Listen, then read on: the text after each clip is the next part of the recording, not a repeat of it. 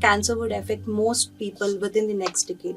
Why do you think this trend is rising, sir? And what steps can people take today to mitigate their risks? Actually, majority of the hospital, corporate hospital, didn't even have a cancer wing. Nobody does outside games. Very few people go out to play. They're always sitting at home. The physical exercise is completely gone. The vegetarian diet is no more seen in these days.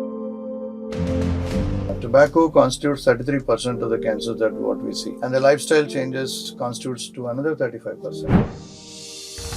Coming to fruits and vegetables, I mean, they are like ridden with pesticides, like you have said. So, how far are they healthy? So, non-vegetarian diet also, what chicken and all those things are also given the chemicals they infuse into these birds to grow big and strong. Even the cattle. We always try to put blame on somebody, but you look at three fingers which are blaming at you. Correct yourself. Fried food fries you. So, how do you think artificial intelligence can help in cancer detection, diagnosis, and the treatment planning? Nothing goes beyond human brain. Even artificial intelligence has also been created by human brain. So I can't just close my eyes blindfold and say artificial intelligence has given me this information. I just blindly go with that. I'm not scared of getting a cancer patient walking into my clinic. I'm scared of patient walking into my clinic with an advanced disease. Not to invite friends or relatives and show pity on the patient. So that should never happen. What drives you to go back to your clinic every day? One thing which always hits me, there was a traffic jam. One woman walks out of her house. Sir, please, for a second, for a minute, please come down. She made me get out of the car and stepped into her house. In the first room of her, I saw the frames of God, and beside that, my photograph frame.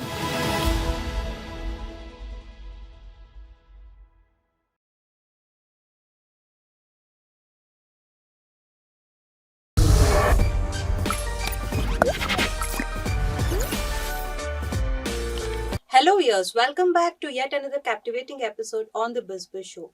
Today, we have the privilege of speaking with a true pioneer in the fight against cancer, Dr. Vijay Anand Reddy, director of the Apollo Cancer Institute. His groundbreaking work in cancer treatment, coupled with his vast expertise in oncology, has transformed countless lives. Join us as we delve into his journey, explore the latest advancements in cancer therapy, and discuss the future of personalized cancer care. Hello, sir. Good morning. Good morning. It's an absolute pleasure having you with us today. So, first, we wanted to know how did you develop interest in medicine and your journey? Right, that's a wonderful question. In fact, in school I was 100 out of 100 in mathematics, and I wanted to be an engineer. Those days we just cannot have discussions with parents. My father asked me to become a doctor, and rightly so. I'm so happy to be a doctor. It's a blessing in disguise. It's really gratifying to be a doctor. So, sir, I mean, those days there was no concept of NEET and all of that. So, even coaching is like prevalent these days. So, how did you get into your education? Yeah, coaching was something like tutorials. So those days, once I graduated after 12th grade, and my dad asked me to go to tutorials. And in the first 1 month, when I scored very good marks in the tutorial examinations, actually, tutorial principal requested me to be a teacher for my students. So that was a fantastic, opportunity for me. Being a student, teaching my own students of my age group. So I was good, fortunately. God has been kind, and I was very good in the physics, science. So I started teaching my own classmates in the same tutorials. So that's the way it went off, and I scored well, and I got in the merits. I graduated from Osmania Medical College, proud alumni of Osmania Medical College, and I did my MD also from Osmania. Getting into oncology is purely because my uncle was a cancer specialist. Oh. I wanted to be an orthopedic surgeon, but he said the way forward is oncology. And oncology is a challenging subject, and I look at you, a man who can stand up for challenges. So he had such faith in me, and he asked me to become a cancer specialist. So I took up that responsibility of going into oncology. And after MD, and then I went to the most prestigious hospital, Tata Memorial Hospital. I worked there for 6 months, and then the guidance was from my father. My father said, never get into practice soon. Money will come automatically. You think about educating yourself, getting exposed to various institutes. So I went to UK after my MD and was trained in prestigious hospitals in UK.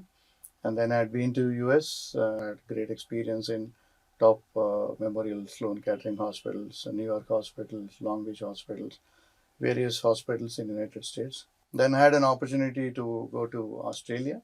So I had my fellowships in Peter MacCallum Cancer Institute, one of the top cancer institutes in the world. Then I'd been to Tokyo. Pleasure meet going around the world, and finally, again, my father said, "You are an Indian. You have to be back in India." So I'm happy to come back to India. Had several opportunity to stay back in London, and after coming back, also had offers to join the institutes there with a big boot of money that I was offered. Absolutely. Even in US, I was offered to stay back, but I was pretty sure to come back to India, and I'm very happy for the decision that I made to serve our own people. The gratitude, the love, the affection that you get from your patients in India is much, much, much more than anywhere in the world. I would definitely say that. So how's your journey with Apollo? Yeah, so on the day I thought of practicing, I met Miss Sangeeta Reddy, then the executive director, and she said my cousin took me to her, and she said, I look at you as a budding young doctor, and I look at the way that you deal by as a strong personality, and I want you to join Apollo Group." And I was not sure that I would join, but after talking to her and after such encouragement from her, then I decided to join Apollo. Happy to be in Apollo right from day one to this date. I strongly believe in staying at one place, especially in the field of oncology, because you are accessible to your patients. Your patients are going to be with you for years together. And I don't believe in Rolling Stone philosophy, going around and gathering nothing. You have that credibility being in one institute. People recognize you with that credibility, that ethics that you follow. So happy to be in one good organization. And Apollo always has been very, very kind to the doctors who work in their umbrella, in the sense that they would never ask you, they would never give you a target to treat so many number of patients. They would never ask you to write so many investigations. So they don't look at you, they don't value you with the business that you generate. They just want you to be a good quality doctor, deliver good treatment to your patients. Chairman's one punchline is that human touch. So, that's a kind of atmosphere that you feel comfortable in working in Apollo. Being one of the first corporate hospital in the country and the biggest corporate hospital in the country, but still they believed in ethics. They believe giving a good hospital atmosphere, and patients comes first. So that's the way we worked, and I'm very happy to be here in this organization. I continue to be here. So that's a very inspiring journey, inspiring to many young doctors as well as people from other professions as to how to maintain consistency in a single place and achieve the goals at the end. So thank you for letting us know about you, sir. And coming back to our topic, so there has been a prediction that cancer would affect most people within the next decade. Why do you think this trend is rising, sir? And what steps can people take today to mitigate their risks? Yeah, so unfortunately, as my uncle predicted in the past 3 decades back, that oncology is going to be the number one disease in the world. So if you look at 3 decades back, cardiology was on the high. Every hospital used to advertise their cardiac wing, cardiac equipment, and things like that. And cancer used to be in third or fourth place in the number of patients coming to the organizations. And you hardly found a couple of cancer hospitals in the state or country or everywhere in the world. Actually, majority of the hospital, corporate hospital, didn't even have a cancer wing. Yeah. Now every corporate hospital has a cancer wing, and every hospital is promoting oncology infrastructure and equipment, and they're luring patients towards oncology. That itself means there is unfortunately increased incidence of cancer. Now, what could be the reason? Yes, it's purely based on the lifestyles. Earlier, if you look at Indian culture, Indian habits, and we used to play, once you come out of the school, you just run out of the house and look forward to play some sort of sports outside the house. Now, the last 2 decades, you see nobody does outside games. Very few people go out to play. They're always sitting at home playing Addicted to iPads. completely on the Yeah. iPads, phones, computer, TVs. So the physical exercise is completely gone. Very, very minimal exercise that the children are adapting to. That's a very bad trend. And the vegetarian diet that we used to cultivate right from childhood is no more seen in these days. So where the children are used to use junk food and then a non-vegetarian diet, majority of them they do junk food and non-vegetarian diets. So these are the two main things besides smoking. Tobacco constitutes 33% of the cancers that what we see.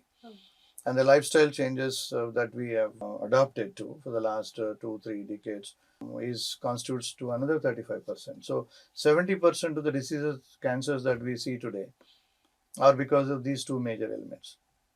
So if you can change this lifestyle modification and avoid smoking in or tobacco chewing in any form, then 70% of the cancers can be prevented. So you can't blame genetics, genetical related cancers that as of now we can't do anything. We can be more cautious, we can be more careful that once you are genetically prone to develop cancers, you need to go for regular screening. But personally, you can't do anything for it to prevent cancer which are genetic related. But that constitutes around only 5 to 6%. And people try to blame on the environmental reasons for getting cancers. That is true to a certain extent. Again, that constitutes only around 3 to 5%. Atmospheric pollution, pesticides, all those things also relate to increased incidence of cancer, but that's around 5 to 6%. So if you add all these things, 2 to 3%, 5%, they all constitute around 10 to 15%. But majority of the cancers that we see today are because of your lifestyle changes and tobacco. So at least those things you can do by yourself, right? You can change your lifestyle modification, have a balanced diet, you have more of vegetable diet. Every fruit and every colored vegetable that God has given us has got micronutrients. These micronutrients are anti-cancer agents. So if you can take these kind of, I always keep telling in my lectures, cancer awareness meetings that every child has to take a fruit in every meal. So you've got different colored fruits that are available, and all this, people try to take look at the ads and newspapers, and this pill is good, that pill is good, green tea is good, all kinds of false information that goes. You have naturally available ingredients which are incorporated into these green, leafy, colored vegetables and fruits. And you know why Maharshis used to live 120, 100, 200 years those days? They used to live on leaves and fruits. Absolutely. So if you cultivate that habit, all the five major diseases, potentially major diseases like cancer, heart attacks, blood pressure, cerebrovascular accidents, all these things, 80 to 90% you can prevent if you live your life on fruits and vegetables. It's a very big statement that I'm making, but it is actually a fact. So, but a small doubt coming to fruits and vegetables. I mean, a lot of doctors or experts have been arguing that, they are like ridden with pesticides, like you have said. So, how far are they healthy? I mean, in the real sense. Yeah, so I know I strongly condemn that. People have their own ways of making it better fruit, better vegetables, better yield on the agriculture system. They do all kinds of things, but still, naturally, these fruits and vegetables they have so much of inborn micronutrients which might get affected with these pesticides and all, but still they score over the pesticides or environmental pollution or things that come on the chemicals which are thrown on those plants and vegetables. But I still feel that in spite of this, you get going with vegetables and fruits. See, non-vegetarian diet also, or chicken and all those things are also given pesticides or it may not be really a pesticide, but the chemicals they infuse into these birds to grow big and strong. In the even the cattle. Yes. So all those things also have this stuff. But basically, the non-vegetarian diet by themselves are carcinogenic, Oh. right? Whereas the fruits and vegetables are anti-cancer agents. So you have this pesticides issue, environmental issue on both veg and non-vegetarian diet. So why do you blame them? Again, I always keep telling people, you always try to put blame on somebody, but you look at three fingers which are blaming at you. Correct yourself. Correct yourself, do a good exercise, at least 40 minutes, 15 minutes of exercise, not just strolling around. So you need to have a regular physical exercise or any sport for that matter. Sport is a very good exercise that I would say that gives you kick, that gives you adrenaline, that gives you a mood elevator. It helps you in so many ways. It's a good meditation. People say you just sit and meditate. If you want to stand in front of a god and try to pray God and with slokas, even when you're chanting slokas, you cannot concentrate on the god. Your mind will run in 10 directions. Absolutely. But if you're playing a sport, you're wholly, solely concentrating on that particular sport. A ball is coming to you. You're hitting a ball. Whatever sport that you're playing, you are doing a real meditation there. So I always encourage people to get into any kind of sport. I'm not saying this sport is the best and that sport is not a good sport. Every sport is a good sport. So get into some kind of a physical activity, especially sport that refreshes your mind, besides preventing all these five major diseases. So I strongly advocate no smoking, no tobacco, good balanced diet. I'm not saying that this should be completely condemned. So once in a while, going for a party, taking up some chicken 65, one or two pieces is fine. But don't make it a habit that you fry. You fry the food every day. So, I always put this caption of fried food fries you. So fried food is not at all good for you. So once in a while, taking something is absolutely fine. Don't abuse it. So anything in moderation is fine, but get used to that. Once you get used to taking vegetarian diet, fruits, you would look for it. You start cultivating that habit right from childhood. The child will continue to live with that kind of an atmosphere throughout his life. He'll ask for vegetable food and we'll ask for salad. He will ask for fruits. He'll look for it. So that's the way. You need to start this habit of exercise, vegetarian diet, balanced diet right from childhood. So it's a mother's responsibility to cultivate that habit right from childhood. That's such a valuable advice, sir. Thank you so much. And so, coming to the topic of AI, because artificial intelligence is in vogue now and it is the era of AI. So, how do you think artificial intelligence can help in cancer detection, diagnosis, and the treatment planning? Yeah. So first of all, my single statement on that artificial intelligence is nothing goes beyond human brain, right? Even artificial intelligence has also been created by human brain, right? Absolutely. So, I mean, there's a lot of buzz around, lots of hype around artificial intelligence.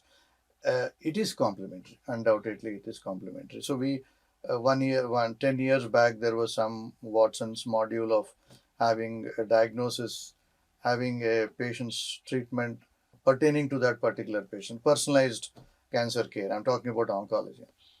So, but that fizzled out. So ultimately, it boils down to physicians' interference, physician's mind, reading between the lines, whatever information that you get, read between the lines and take a clinical judgment of what could be the best option in this particular patient. In the process, all these gadgets, pathology, artificial intelligence, microbiology, molecular studies, genetic studies, molecular analysis, all those things would help the clinician to make a proper judgment to deal with that patient. Having said that, the artificial intelligence is definitely coming in a very big way. As of now, what we use in oncology is that interpretation of, for example, you have a mammogram. Mammogram is an X-ray of a breast tissue. Now it's very difficult to read a mammogram. So there it's a clinical judgment. We have different ways of looking at it by doing complementing with an ultrasound, Doppler. Besides that, artificial intelligence also helps us in a big way to again give us an information more than what we already have. But that is not an ultimate answer. So that is what I'm trying to tell you. So I can't just close my eyes, blindfold, and say artificial intelligence has given me this information. I just blindly go with that. So that is not true. That is not true at all. So it's a complementing one gadget with another gadget. So that way, this is one example. And the other thing is a pathologist looks under the microscope to characterize what kind of tumor that she is dealing with or he is dealing with. So there also artificial intelligence is helping us. So where there is some complexity, some the areas where the artificial intelligence is going to help us, we are taking that help and that is helping us. Prostate cancer, in cervical cancer, Artificial intelligence is helping us in a proper diagnosis. In a stage 0 disease, an impending cancer, so where artificial intelligence also helps us in telling us this is an area where it likely to become a cancer. So we focus on that area and make sure we take a biopsy from there and see that could be possibly a cancer. In so many other ways, it is definitely helping us. In the field of radiation oncology, in the field of surgery, in the field of chemotherapy, it helping us in a very, very big way. For example, in radiation oncology, the volume delineation in a complex body to target the tumor versus the normal structures surrounding the target. Artificial intelligence helps us in a big way to delineate the target, to delineate the tumor versus the normal structure surrounding that. The planning happens. So the beams from various fields coming and hitting the target, what could be the best possible way that the beams can hit the target. So it's because the radiation oncology is purely, majority of it is computer related, and artificial intelligence is helping us in a big way. As far as the chemotherapy is concerned and the targeted therapy or immunotherapy, getting into the basics of how the cancer is generated, can we do anything to prevent before it generates into cancer? In those areas, artificial intelligence is helping us. And I'm very, very hopeful that in the near future, we will be able to catch the cancer in a stage 0 or before that, so that the person will not develop a cancer. So that way, artificial intelligence is coming in various areas of oncology management. So yes, that's going to help us in a big way. So, but as you said, I think it narrows down to a doctor's expertise at the end, Absolutely. and AI can never overrule that. So, thanks for that information, sir. And what is your take on drug progression in the field of cancer for the treatment, and how close are we to a new breakthrough? If you look at the management of cancer 3 decades back, 2 decades back, it was mainly surgery. It was mainly surgery, surgery, surgery, and surgeons were the king. And they said surgery is the only way to cure cancer. Now we understand the basic biology of cancer. It is not a disease which has started in one area. It's a body disease of the body. We need to treat it with a multimodality treatment, with the chemotherapy and radiation treatment. Surgery is only confined to removing that part, not necessarily the whole organ. So organ and function preservation is the way these days, that we don't remove the entire leg or into the entire larynx or entire breast for that matter. We just remove the lump, and rest of it is taken care by the drugs and radiation treatment. So that's the way, that's where last 2 decades the practice is completely the paradigm shift in the management of cancer. So it is treated as a systemic disease. When you say it's a systemic disease, we need to catch the cancer cells in the body which are wandering. So we call it as circulating tumor cells. Circulating tumor cells, how to curb them, how to control them. You operate here, but the cells have already gone out somewhere and spread to the brain or to the lungs or liver. So in that regard, earlier we hardly had 2-3 drugs to treat cancer cells which are circulating in the body. Now there are plenty of drugs which are available. There's a lot of development, leaps and bounds of development in the management of cancer. At one point last decade, they were saying that you don't need surgery, you don't need radiation, everything will be taken care by drugs. It's not true. It's a multimodality approach in different ways. Wherever surgery is required, you need to do that, and wherever radiation is required, you need to do that. Besides that is the drug. Now, in the drug management, there have been a lot of tremendous development where the drugs used to be, when you give a drug, the drug will act on the cancer cells as well as the human body. So patients are bound to develop severe side effects and problems with those drugs. So they are generalized drugs which work on both. The idea is the body would recover, whereas the cancer cells is not expected to recover. That was an idea when you do chemotherapy, anti-cancer drugs. That's the reason why give you a break of 2 to 3 weeks so that the body recovers. Then again you shoot with another dose of chemotherapy. Now it's more like a personalized care. You're not treating cancer as a whole, but you're treating where the cancer is generated, where the trigger point was there. We call it as a targeted therapy. There are various targets in a tumor cell. It could be surface antigens, it could be within the intracellular targets. So the newer molecules which are developing in the last 1 decade are no more general cancer drugs. They are targeted therapies. Now the targeted therapies are going to target where the cancer is started generating, why it is triggering cancer. So in that area only, the drug will go and attack that particular area and it will stop producing cancer cells. In that regard, what happens? The side effects would be much, much less. You're targeting only the cancer cell, you're not targeting the human body. So that is called the targeted therapy. Now we went beyond that. Why do we need external agents? God has given us a body with good immune system. Why don't we stimulate our own immune system to fight against the cancer? So that is called immunotherapy. So the immunotherapy has come in a very big way. For example, if you look at renal cell carcinoma, the kidney cancer, or a melanoma, or a lung cancer. Lung cancer in stage 4 earlier, we hardly used to see patients surviving for 3 to 4 months. Now they survive for years together with the immunotherapy. So that's the way forward. So you're stimulating your own immunity, your own cells in the body, and then those in turn fight against the cancer. So there we are coming to, there's a major breakthrough in the immunotherapy component, and majority of the cancers today we are treating with immunotherapy. So you might take the help of some chemotherapeutic agents, but majority of the onus is falling on the immunotherapy. There are no hardly any side effects. You are stimulating your own immunity. Besides, people say have a balanced diet, do meditation, build up your immunity. That is what we are doing with immunotherapy. So the immunotherapy has come in a very big way, and majority of the cancers today we are treating with immunotherapy. That's such valuable information, sir. And coming to the patient care, what does the term survivorship mean for cancer patients, and how does this mindset affect them during their recovery journey? The first thing that comes into their mind when they are diagnosed of cancer is saying that I am done. I'm going to go away. What's going to happen to my children? What's going to happen to my spouse? Whatever, first immediate family. So it's like a death sentence for anyone when they get diagnosed with cancer. And with the fear of being diagnosed of cancer, they try to postpone getting investigated also. That's an unfortunate situation. We'll come to that later. Yes. So these days, earlier when I started my practice, 70% of them used to die, 30% used to survive. Now 70% of them are surviving, only 30% of them, unfortunately, we're not able to save. That's because these people are coming in late stages.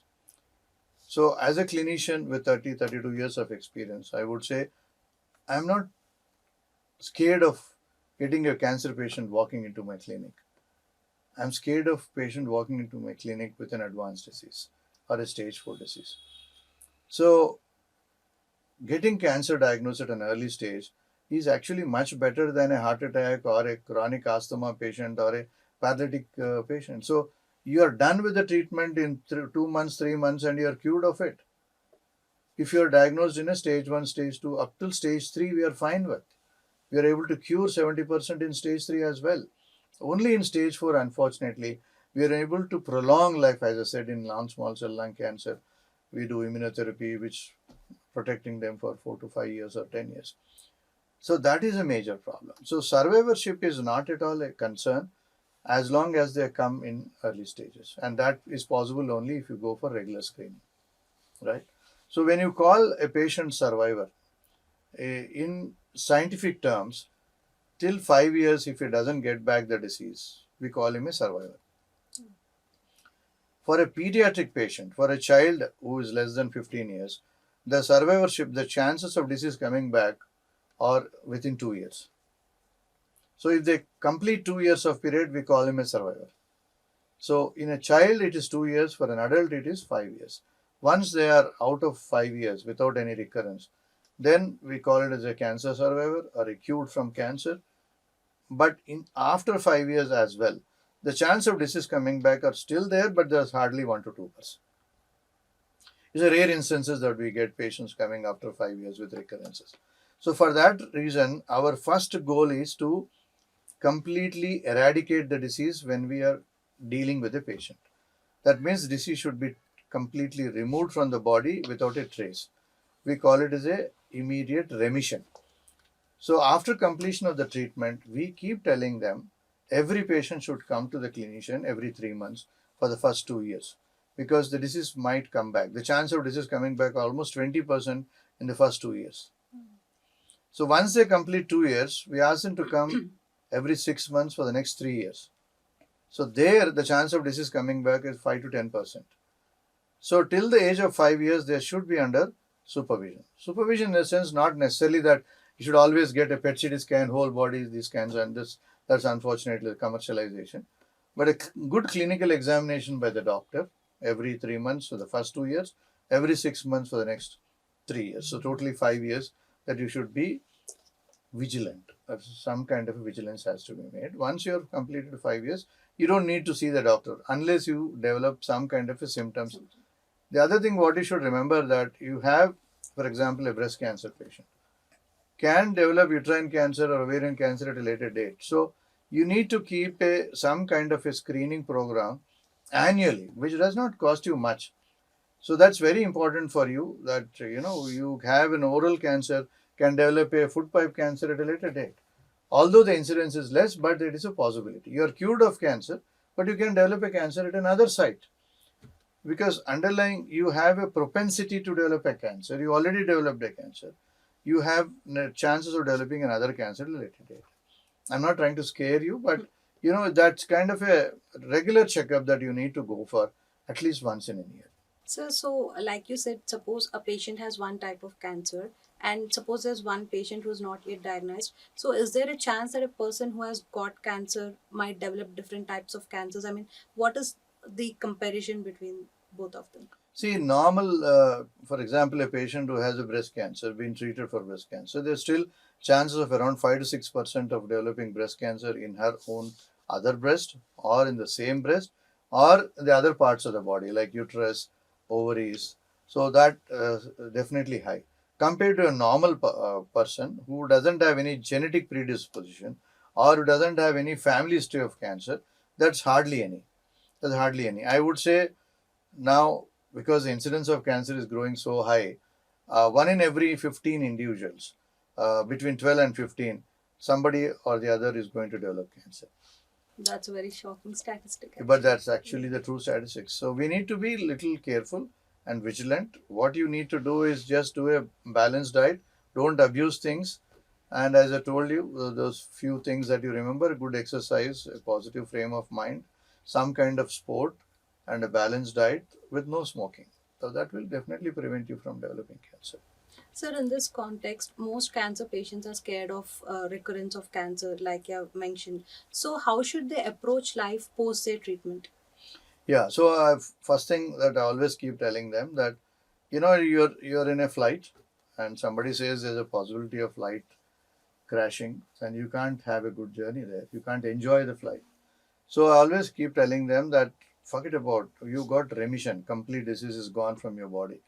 Chance of developing the disease again in your body is less than 5%. That means you think positive. The 95% chances that you don't get cancer again. So you enjoy your life. Keep thinking positive also helps. As I said, that builds up your immunity.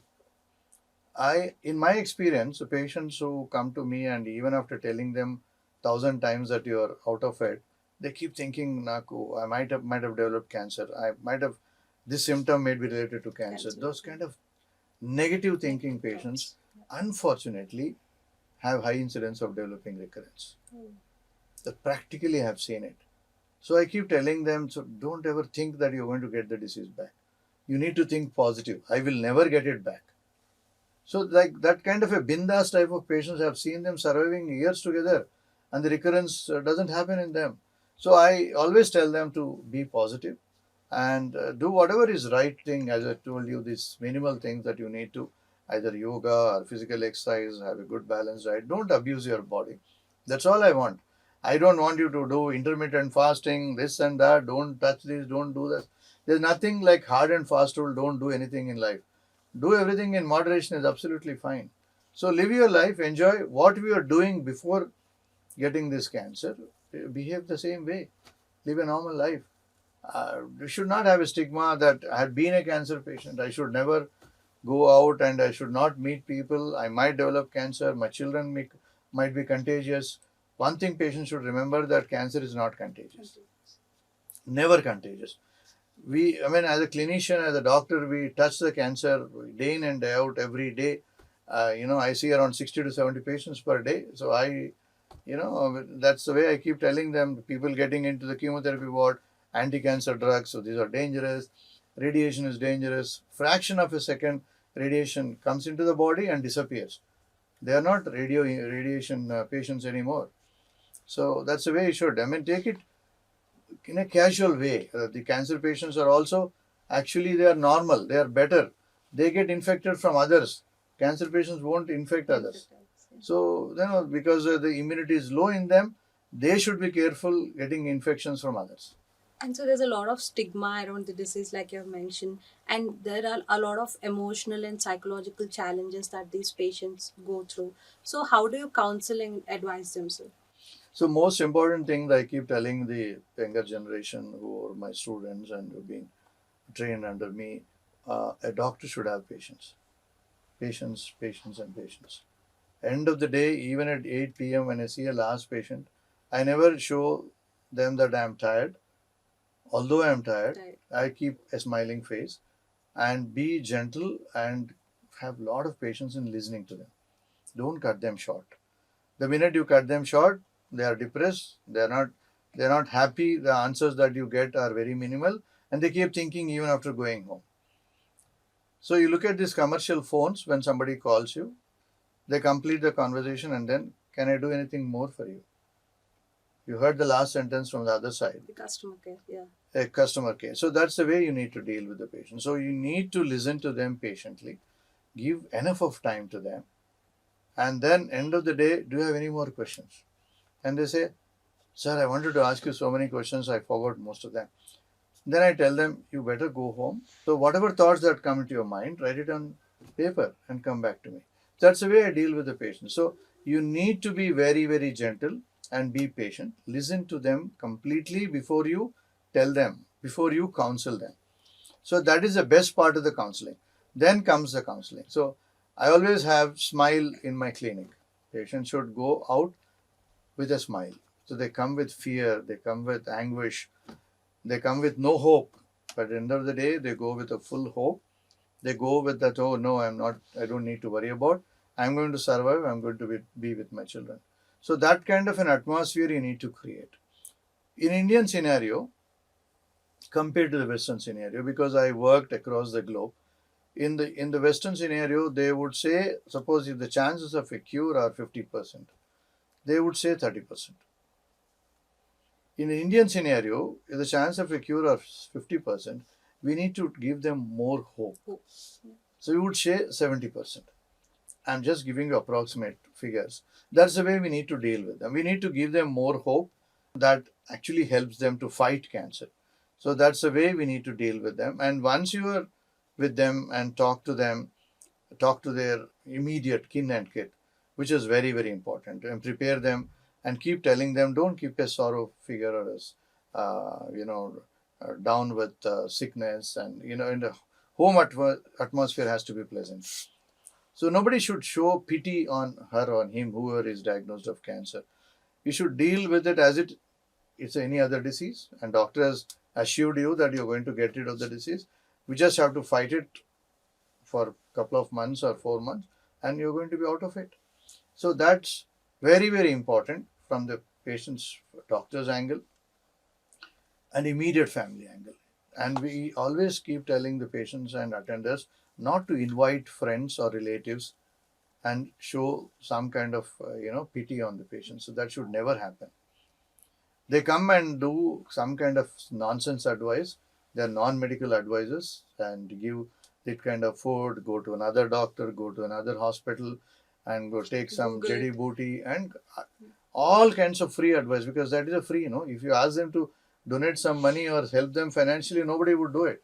But advice is free. Anybody, without even asking, they come and then talk nonsense and they spoil your mind. And most of it is negativity. The relatives and friends who come and counsel you only talk about negativity. So I don't want them to encourage. When somebody comes home, and tell them that I am absolutely fine. My doctor said I am absolutely fine. I am going to be out of it. So keep a positive atmosphere at home, a normal, casual atmosphere at home, and a happy atmosphere at home. That helps a lot immensely. And we need to have a support, whether it is spouse, what can when a woman is affected with cancer, husband has to take care of her. Similarly, the entire children, whoever it is attached to, immediate kin and kids is the most important. Besides that, the unfortunately the print media, social media, even in movies, somebody need to be out in the character of the movie, then they diagnose him as a cancer. So I keep telling them, so that should not be the way to, even accidents can kill, infections Yeah, kill more absolutely. than cancers, you know that. Most of the deaths, say what, in all the corporate hospitals, people die because of infections, not because of cancer. Cancer. Number of people who die because of infections are 10 times more than people who die of cancer. So that's an unfortunate scenario has been created in the society. So we need to be careful in that. And if you keep this kind of a positive atmosphere and giving examples of people who have survived with the similar cancers, then they will get the confidence and the vigor to fight cancer. So in that regard, I created a club called Freedom from Cancer Club, and then we took volunteers who have been cured of cancer, and those people, they gave their phone numbers, they come to the hospital and they counsel these patients. So now what happens is a patient always believes another patient rather than believing the doctor, because they think that doctor always tells that, sab You'll acha get ho better. jayega. So that kind of a feeling, doctor will always say sab theek ho jata. So when that comes from a patient who's been treated, it makes huge sense. It has a huge impact on the other patient. So we started Freedom from Cancer Club and breast support groups, and we have weekly meetings where patients who are diagnosed will come and sit with them.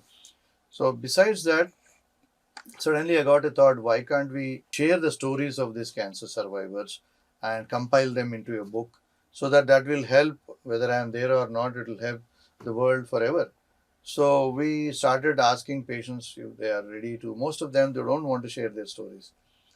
They don't want to be identified as a cancer survivor. But I've been very, very fortunate with my relations, with my bonding with the patients. I could gather around 150 survivors who were coming to my clinic and counsel them, and they started sharing their stories. We gave questions to answer. On the day when you were diagnosed of cancer, what went in through your mind? How were you affected, and what was the scenario, the groundbreaking, and what happened to you? And then what was the first day that you met the doctor, how he counseled you, and what did you feel after meeting the doctor on the first day? And how was your journey going through surgery, radiation, chemotherapy? And how much time that you took to come out of the side effects of the treatment? Now, how are you leading your life? You're 5 years done, 10 years down, 20 years down the cancer treatment. So that's a book with various cancers, including brain from the top to toe, lung cancer, breast cancer, anal canal, every part of the body cancer is there, which has been treated. They're all my patients. I have treated them and they are cured of the disease. Who have completed we call it as 5 years only, then we call it as a cure. 5, 10, 20, 25 years. And so gratifying to see them coming still to my office and say hello to me. And they feel so happy, and we also feel so happy coming to my office. So that book is called I Am a Survivor, and we released that in English first. And on the day of book release, we invited all these 108 cancer patients, and you can see the emotions coming out, everybody crying on that day when we released the book, because they thought they will never survive, and they all survived and they're leading a normal life. And I couldn't stop crying myself when I saw so many people in the hall. We did that in Taj Krishna. It was such an emotional thing, that, and I cherish that moment every minute. And I think that's the best thing that I did in my life, to support cancer patients. Not just my own cancer patients, anybody across the globe who is diagnosed of cancer can relate themselves to the cancer patient who's been treated and cured in this book. And that's available everywhere across the globe. So it's called I Am a Survivor. Now we translated that in Telugu. Now we are releasing in Hindi as well in November. That's great, sir. I think you have truly left a mark in your patients as well. And so in this context, I just want to ask you something. I mean, you work with cancer patient 12 hours a day, and you have been doing it since almost 3 decades. So what drives you to, go back to your clinic every day? That's a wonderful question. Wonderful question. People ask me today, sir, you're already 60 plus, so why don't you retire? When are you planning to retire? So I say, if I retire, I think I'm killing myself. The happiness, the joy, the fulfillment is only when I am with my patients. I would say it's a sacred bond that we develop over a period of time with the patients that we deal with. I treat every patient of mine as a family. Then only the thing would come out ethically correct what you're advising to the patient. So you touch them, you put your hand on the shoulders, and you talk to them as if that you are a family member. Then they are with you. They are with you, and they develop such a huge bond that the smiles that they show, the way they look at you, the thank yous that they come out, the tears that they come out from their eyes. They constantly try to come and touch your feet, that you're a god. This, can I touch your hand? Can I take a picture with you? That happens every day in my office. So what more that you want in your life? That kind of a happiness, that kind of fulfillment, what I have done through all these years, you can never achieve with whatever money that you gain in your life. So, that's a passion that I have being with my patients. So, my wife tells me that if I come early, she can't see that happiness in me. If I go late, I'm with my patients all the time. I had a doctorate dial program in one of the Doordarshan. So one lady called me, and when I asked her, "What do you want to ask me?" She said, "I don't want to ask you anything, doctor. I just wanted to see your smile. And even after waiting 4 hours in your clinic, and I'm the last patient to see you at 8:30 in p.m., I see the same smile in you. I see the same welcoming smile in you.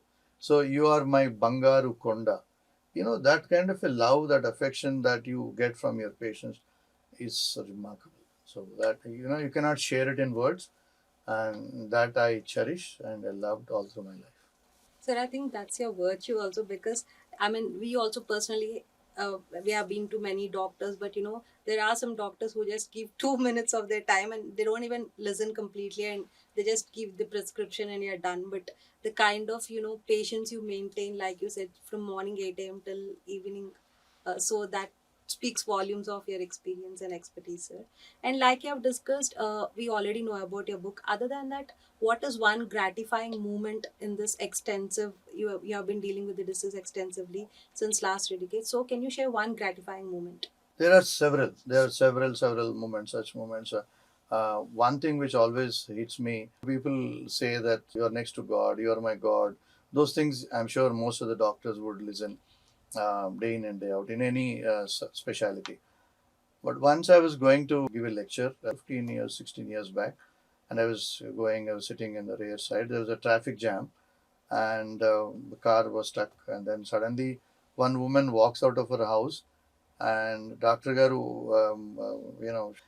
she said in Telugu, "Can I have you for a minute? Please come down from the car." I said, "I'm in a traffic. I just can't come down."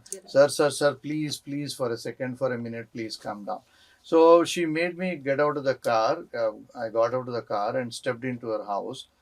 In the first room of her, I saw the frames of God, and beside that, my photograph framed. That's very touching. So it was Yeah. really, really touching that you have been prayed every day. And she said, "I want to see your face every day. You are my God. I don't know, I've never seen the God, but I've seen you. And I want to see you every day." So she's been treated for breast cancer by me. So that's the way, one of those incidents that I never forget. There are several such instances that in my life. I was in a airport and I was waiting, and somebody coming from behind, closing my eyes, "Uncle, do you recognize me? Yeah, I want you to recognize me." I said, I remember your voice, but I'm not able to." "Oh, no, uncle, you have to recognize me." So that girl has been treated when she was 6.5 years. Now she is married and she has come to the airport with her husband and 2 kids.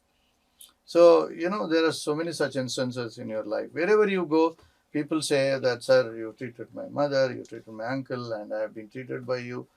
So that's really, really gratifying. And the kind of emotions that they share, they just want to touch your finger, they just want to, hug you, and somebody says, sir, can I kiss you? The kind of bonding that they develop with us is unbelievable. And I think, sir, that doesn't happen with everybody. I mean, it's something special that they have created this bond with you, because that's the level of patience and service that you have offered to them. And so, coming to in the medical practice currently, there's a lot of buzz around ethical concerns. So these ethical practices are very crucial in cancer treatment. So what are the current ethical concerns that you see in cancer practice and management? That's a very, very important question, and controversial question as well. Absolutely. One decade back, I there was an interview which I've given, and Hindu newspaper has published that as an article about ethical practice in oncology. So that has actually created a lot of controversies, and people started questioning me. Are you the only doctor who is ethical, and this and that? So, but I still, even in the lectures that I go out and talk, when I teach my students across the country, I go out to give lectures. First thing I keep telling them that, see, in spite of being ethical, in spite of sending the patients back, that you don't require treatment, you don't require chemotherapy, you don't require radiation, you don't require a whole body PET CT scan. I'm still one of the richest oncologists in the country. So there's no need to cut corners. There's no need to rush for money. As I again repeat my dad's statement, he said, you be after the name and fame and be ethical. Money will follow you. Money will automatically come to you. That's what I've seen in my life. So, never been greedy and never been, what is going to be helpful if I advise this kind of a treatment to my patients. So that is where I always insisted to my students and the junior doctors that you be ethical. So I used to go from downtown Barkatpura to Apollo Hospital, all the way 14 kilometers from my house. And I sit in my office, and people used to laugh at me, "ये doctor उतना दूर से आता है, उसका petrol का पैसा भी नहीं निकलता है." So why is he refusing patients when they are coming to you for treatment? So when it is not required, why should I treat?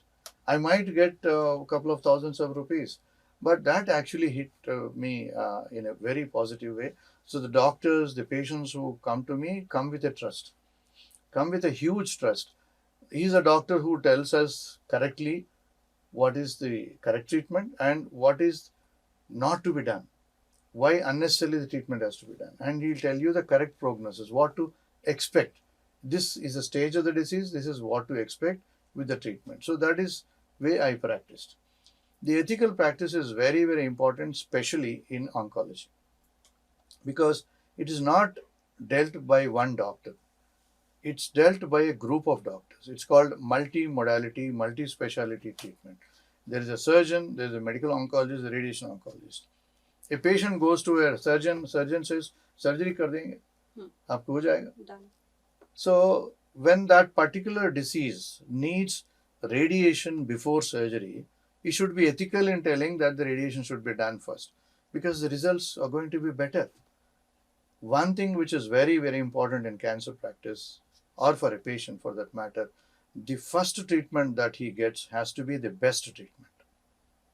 Half-hearted approach, unscientific approach, if you do it and you have a residual disease, it's very hard to eradicate. So proper scientific way that you approach a cancer, the chance of a cure are 15 to 20% better. आधा काट दिए, छोड़ दिए, half-hearted approach, then there is a residual disease, you can't cure it. So I always tell them, don't be in a hurry. Especially patients should know this, don't be in a hurry. Some of the doctors would say, you've been diagnosed of cancer, you need to get admitted today, tomorrow you need to get operated. Absolutely no need to rush. Get a proper investigation, proper staging, meet a couple of doctors or a group of doctors. When you meet a group of doctors, there is no individual bias. For example, surgeon, medical oncology, radiation oncology, all three of them are sitting together. You come and meet them. They would say what is the right way of going. Approach, yeah. So that is called a board. We call it as a tumor board. Oh. When I started my practice way back in 32 years back in Apollo, we started tumor board from day one. So the tumor board constitutes all the specialties sitting together and advising a proper scientific approach to that particular disease. So that way the chance of a cure are much better.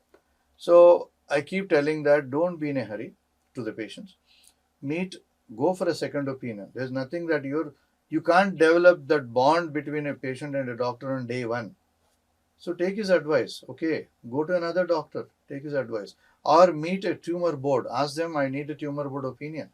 That's the way you are protected. And cancer is not going to run from one day to second day to stage 1 to stage 4. So when I worked in Tata, my professor told me, cancer kahin nahi bhagega.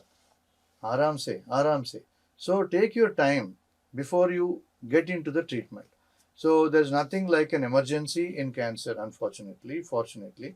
So don't be in a hurry. So that's the way. Ethically, I always tell my junior colleagues, treat them as your patients. Suppose if he's your brother, what would you do? When that comes out, if he's your brother, what is going to do? Automatically the suggestion would be purely ethical. So that's the way you need to deal with it. So that ethics is very, very important, especially in stage 4 cancer. Unfortunately, what happens, stage 4 cancer, you cannot cure it.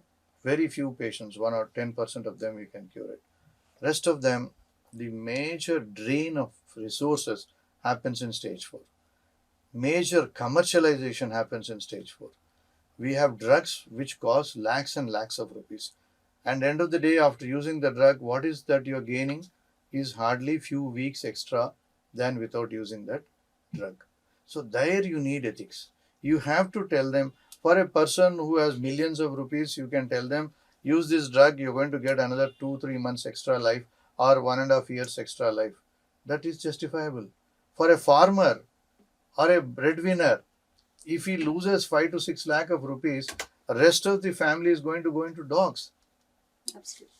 So you need to play your ethics there is very, very important. You have to tell them, at least the kin and kith, that this is not going to get cured.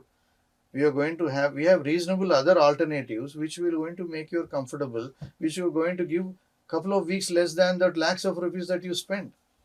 So there the problem is coming. So lakhs and people are blaming the cancer treatment because of these high-end treatments, high-end costly drugs that we are using. So these drugs, when they come new into the market, they are very expensive, and they score over the standard drugs by few months. Few months cost versus benefit that you need to look at. You're spending 12 lakhs for 2.5 months extra life. Is it worth it? So that decision socially you have to make as a clinician. You look at the socio-economic status of the patient. Be genuine in your advice. So not just the treatment, not what is coming out of the books, what is coming out of the internet. You need to look at how much is going to benefit this family, how much is benefit that the person is going to get by spending such kind of money. So there you need a lot of ethics from a doctor. So that is what I always been proud of, and I always treat them as my family, and that's the way it works out very well. End of the day, you sleep peacefully. That's what is gratifying. No patient should curse you.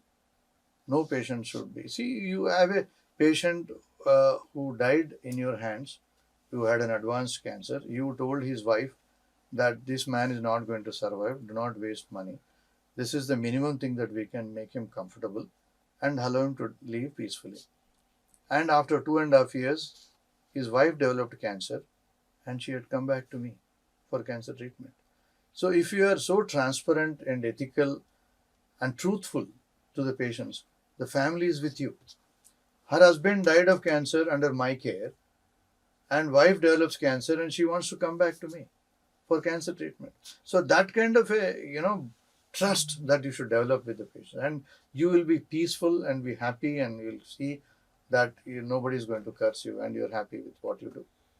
So I think the world will be a better place if all the doctors think in this way. But unfortunately, I think this is not the scenario all over, especially in India. So coming to that context, No, sir, I would contradict that. There are, what happens is when you see in the newspapers, only negative things come out first. Positive things do absolutely, not come. and even in the social media. Absolutely. See, when a doctor operates 100 patients, I'm just giving surgery because for you to understand it's easier. One surgery goes wrong.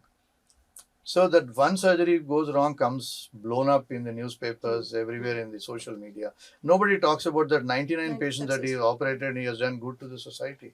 That's an unfortunate situation. And no doctor wants to do harm to their patient. So his reputation is at stake, his character is at stake, so his integrity is at stake. And by doing wrong thing to a patient, why if he gets some money, he is not going to stay with him. So no, I don't think 99% I would vouch for the doctors that they would not do this kind of mistakes. Maybe that they don't have patience, that they are in a hurry, they are running around, they are going this way that way, they're not spending enough of time with the patient. All those things are acted, but doing wrong things consciously will never happen. Will never happen.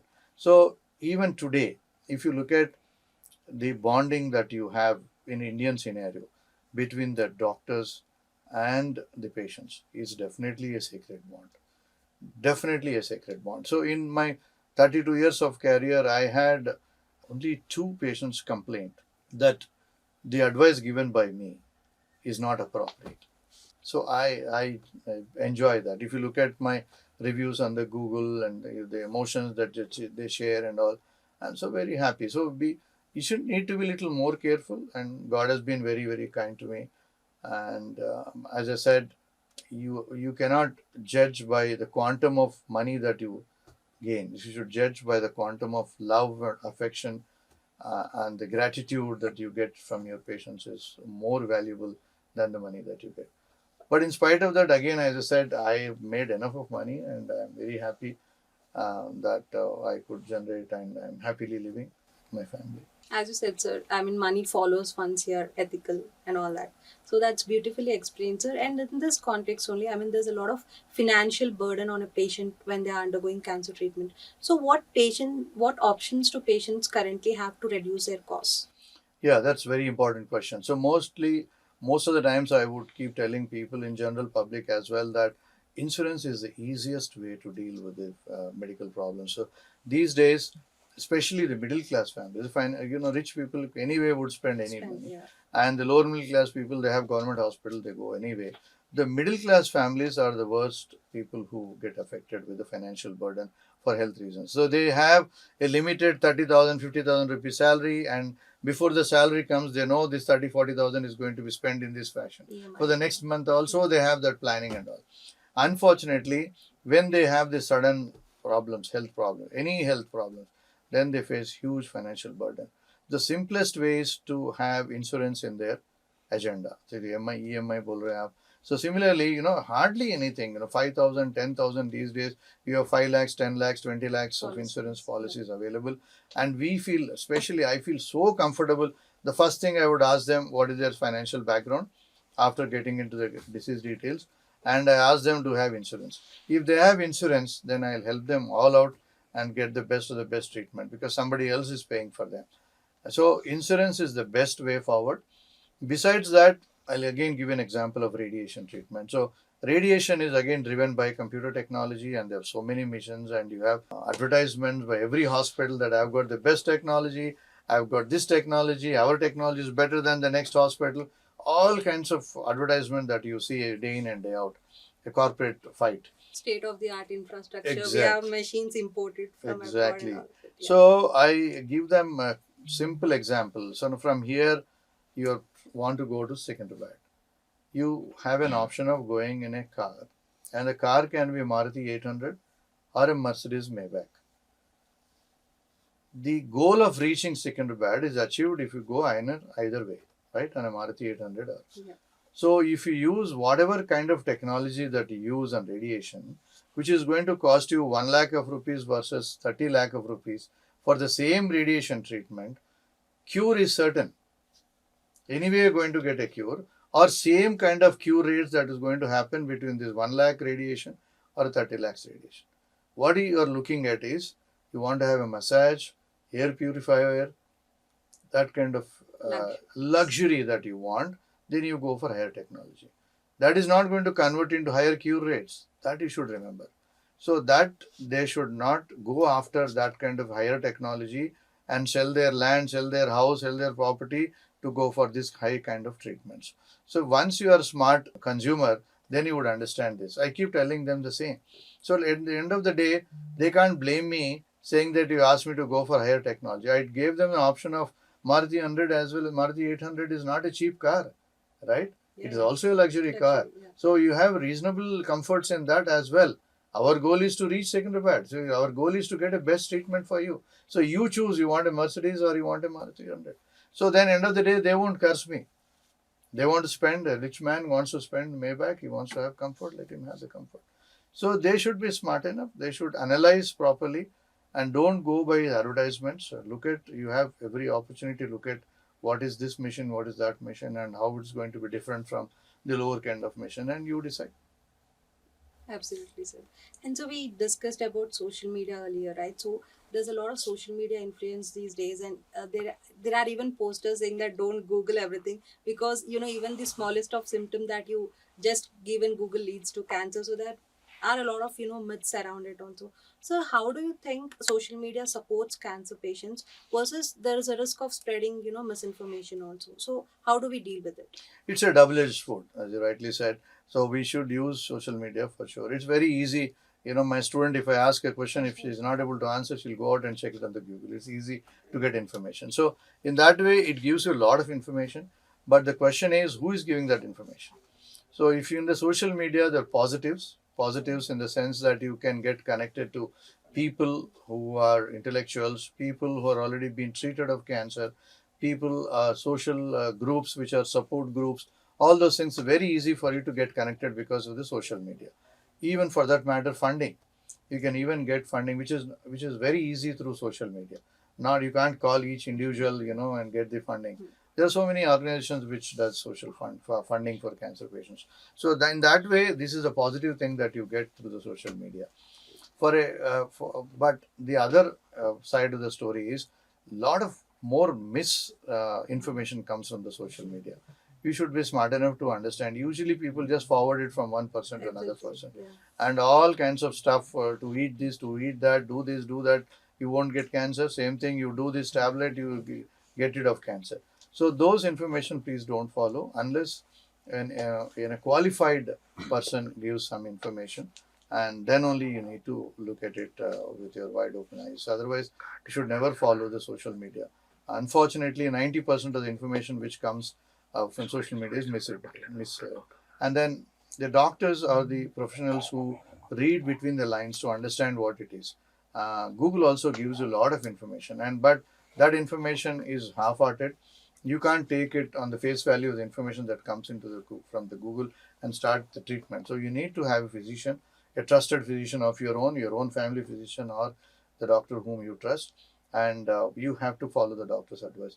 Decade back, one information has come that sugar is very dangerous. If you eat sugar, the cancer will grow. So that information it's a big myth now. When every patient comes to my clinic, asks me, sir, this sugar. So it's not true. So you need to have a balanced diet. You need to have carbohydrates. Without carbohydrates, you can't survive. You just have to proteins and fats. You can't survive. So it's a balanced diet that you require. So that misinterpretation, misinformation is very, very dangerous in social media. You need to be smart enough to analyze and don't get carried away with the WhatsApp messages that come on from different groups. Only from an authentic professionals that you get the information you need to read. So, how do you and the other doctors combat the stress of dealing with this dreadful disease day in and day out? And how do you deal with, that emotional trauma that patients undergo? Yeah, so in dealing with cancer patients, definitely it's a lot of stress, a lot of trauma that we go through, especially when you win some, you lose some. Majority of fortunately we win and we lose some. And predictability of cancer, predicting what's going to happen for that particular patient. By and large, we are good at it. But sometimes we are not gods. Some things which we predict and things go beyond, against our predictions. So then it really affects us, especially when we are dealing with young people. People at the age of 60, 70, 80. So we understand that, they had their life, and then especially pediatric age groups, and they have done nothing in their lives, they have done nothing wrong in their lives, and they develop this cancer. And when we deal with it, usually 90% of them get cured. 10% of them, unfortunately, go beyond a cure, and we have to uh, accept, and but it's very difficult to accept. I normally deal with them as my children and grandchildren. I play with them. If you come to my clinic, I have plenty of toys, and every child comes to my office. Next visit, they expect a toy. And if I forget to give a toy or a chocolate, they tell their parents, Uncle Ivala nak chocolate ivalledu. So that's the way I deal with them, and they get very close to us. And once you are close to them, they stretch their hand to give injection. They lie down on the radiation machine without anesthesia. So that kind of a bond I develop with them. And in the process, some of them, the disease comes back and we are not able to save them. That hurts us a lot. There are days where I see my pillow being wet. I cry. I just can't have my dinner in the night on those days when we see small children dying of cancer, where we couldn't save them. So it is indeed a lot of stress that we go through. Younger people, an engineer who had all the energy to fight, and he was like, I have everything in my fist, I can do anything in the world. So develops a brain tumor, and that guy, we did everything and we sent him back to US, and after 4.5 years, he had a recurrence. And those are the touching moments that, he had come back as a young man with a young wife with a small kid, and we did all our best, but we couldn't save. So those are the times we really get affected, and for us to get back to normalcy, it takes a few days and weeks. But for the next patient, we need to have a smile, keep our smile intact, and give them hope. The journey continues. In my book, and I'm a survivor, the last page I've written what goes through the mind of a cancer specialist, what went through my mind during this journey of 30 years. So I encourage you to read that. This truly has come out from my heart, that what I went through during these 30 years of my practice. So, can we show the audience a glimpse of the book? Sure. I'm proud, really feel proud that I again say this one thing which is really gratifying for me that I have done in my life, and that's going to be here forever. Whether I am there or not, that's going to be there. It's available. It's the only book in the world which has true stories of more than 100 patients shared from their heart, that what went through their mind and how they are living their life after completion of treatment, and with a footnote of advice from me how to deal with prevention of that particular cancer and how to deal with that cancer, so that it helps immensely, especially for the newly diagnosed patients who think that it's a death sentence, and they'll definitely have a big hope, and that makes them gets the power to fight the cancer vigorously. So, can we have a signed copy for Sure. the Bizz?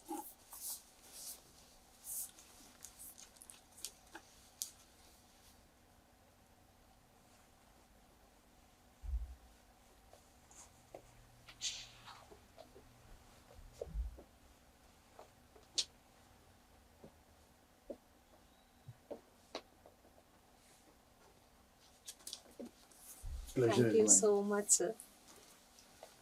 So I think our audience also will have knowledge about this book, and they'll also read it and also share it with their friends or relatives who are undergone or going this cancer treatment.